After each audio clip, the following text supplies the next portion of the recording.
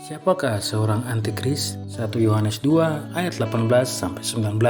Ayat 18, anak-anakku, waktu ini adalah waktu yang terakhir seperti yang telah kamu dengar. Seorang antikris akan datang. Sekarang telah bangkit banyak antikris. Itulah tandanya bahwa waktu ini benar-benar adalah waktu yang terakhir. Ayat 19, memang mereka berasal dari antara kita, tapi mereka tidak sungguh-sungguh termasuk pada kita. Sebab jika mereka sungguh-sungguh termasuk pada kita, niscaya mereka tetap bersama-sama dengan kita. Tapi hal itu terjadi supaya menjadi nyata bahwa tidak semua mereka sungguh-sungguh termasuk pada kita. Banyak orang Kristen yang beranggapan bahwa ayat di atas antikris itu berasal dari kita, umat Kristen sendiri. Meskipun ini ada benarnya juga karena merujuk pada ayat 1 Yohanes 2 ayat 19.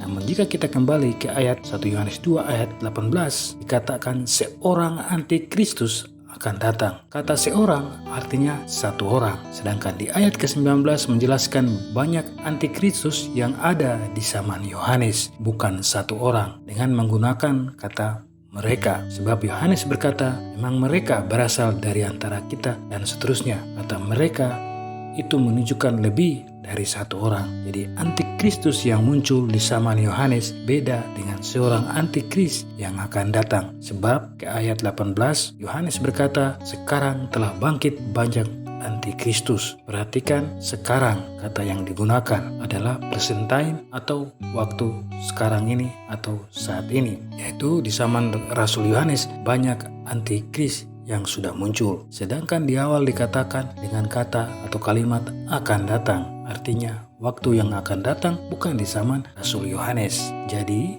seorang antikris yang dimaksud Yohanes bukan di zaman Yohanes yang akan datang setelah zaman Yohanes. Kata seorang dalam 1 Yohanes 2 ayat 18 ini merujuk satu orang. Pertanyaannya, siapakah satu orang itu atau orang itu? 1 Yohanes 2 ayat 22-23, ayatnya yang ke-22 berkata, siapakah pendusta itu? Bukankah dia yang menyangkal bahwa Yesus adalah Kristus? Dia juga adalah antikristus, yaitu dia yang menyangkal baik Bapa maupun anak. Ayat 23, sebab barang siapa menyangkal anak, ia juga tidak memiliki Bapa, dan barang siapa mengaku anak, ia juga memiliki Bapa. Siapakah pendusta itu? Kalimat di atas bertanya. Kita tahu bahwa dalam Yohanes 8 ayat 44, Yesus katakan bahwa bapa segala dusta adalah iblis. Karena iblis adalah bapa segala dusta, tanda iblis adalah tanda dusta atau menipu atau berbohong atau bersaksi palsu. Sehingga yang menjadi nabi palsu adalah nabi yang berdusta. Sebab dusta adalah tanda iblis yang adalah bapa segala dusta dalam Yohanes 8 ayat 44. Siapakah nabi palsu itu?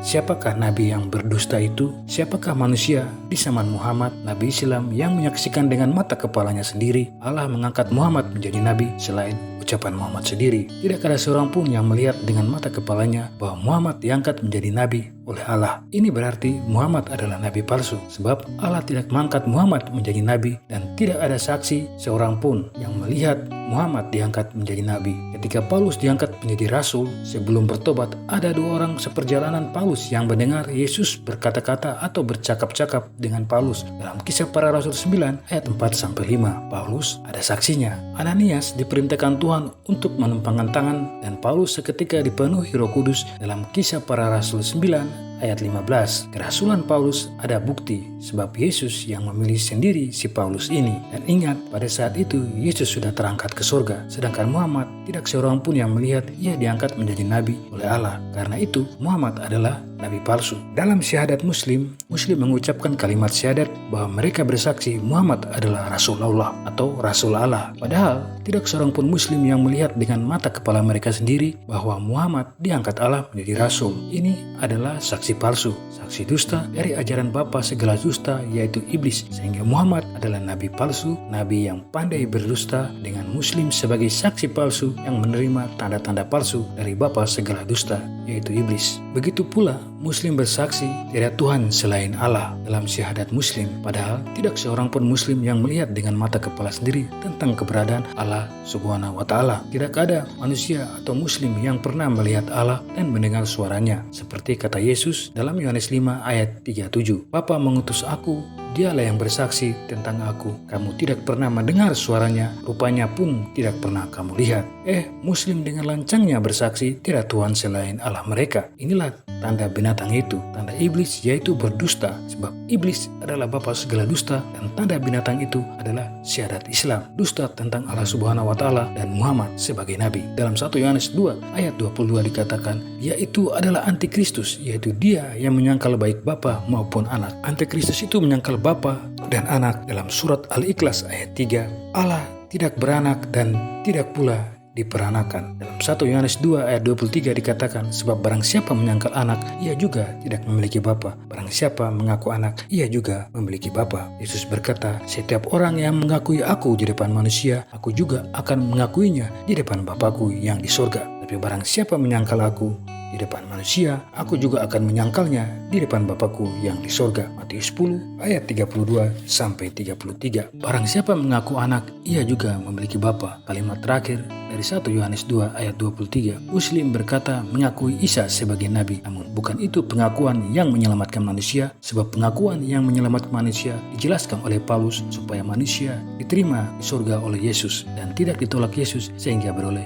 hidup yang kekal. Penjelasan itu dikatakan Paulus sebagai berikut, sebab jika kamu mengaku dengan mulutmu bahwa Yesus adalah Tuhan dan percaya dalam hatimu bahwa Allah telah membangkitkan dia dari antara orang mati, maka kamu akan diselamatkan. Karena dengan hati orang percaya dan dibenarkan, dan dengan mulut orang mengaku dan diselamatkan. Roma 10 ayat 9 sampai 10. Pengakuan itu yang menyelamatkan manusia. Muslim tidak akan mengaku dengan mulut mereka Yesus adalah Tuhan, dan Muslim tidak akan percaya dalam hati mereka Allah telah membangkitkan Yesus dari antara orang mati. Sebab dalam Quran Isa tidak mati tetapi diangkat ke surga, sehingga Muslim tidak akan diselamatkan. Sebab dengan hati orang percaya, namun Muslim tidak percaya. Dengan mulut Muslim tidak mengaku, maka mereka tidak akan diselamatkan. Inilah ajaran antikris atau tanda-tanda yang menyesatkan manusia, dan ajaran ini dibawa oleh nabi palsu, yaitu Muhammad. Jadi Muhammad adalah nabi palsu dan juga seorang antikris yang dinubuatkan oleh Rasul Yohanes bahwa seorang antikris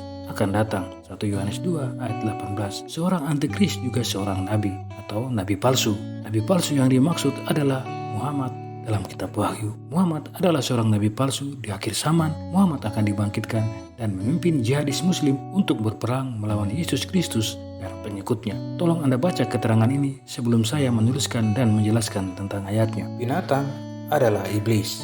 Raja-raja di bumi adalah raja-raja khalifah-khalifah Islam yang pernah berkuasa di bumi, seperti dinasti Ottoman, Umayyah, Abbasiyah, dan lain-lain. Total ada 16 dinasti Islam, bukan 16 raja, tetapi 16 dinasti. Di dalam masa pemerintahan dinasti-dinasti itu ada beberapa raja-raja sebelum dinasti-dinasti itu runtuh, termasuk raja-raja Islam yang masih memerintah sampai saat ini. Yang dimaksud dengan tentara-tentara mereka adalah para jihadis muslim dan umat muslim. Nabi palsu adalah Muhammad. Patung atau patungnya adalah berhala Allah Subhanahu wa Ta'ala. Mengadakan tanda-tanda di depan matanya artinya adalah ajaran-ajaran palsu, seperti menyangkal Yesus adalah Tuhan, menyangkal kebangkitan Yesus, dan penyangkalan akan pengampunan dosa dalam nama Yesus Kristus. Tanda binatang itu adalah saksi palsu dalam syahadat Islam. Penunggang kuda dan tentaranya yaitu Yesus Kristus dan pengikutnya. Di dalam kurung ini adalah penjelasan saya dalam ayat Wahyu 19 ayat 19 sampai 20. Dan aku melihat binatang itu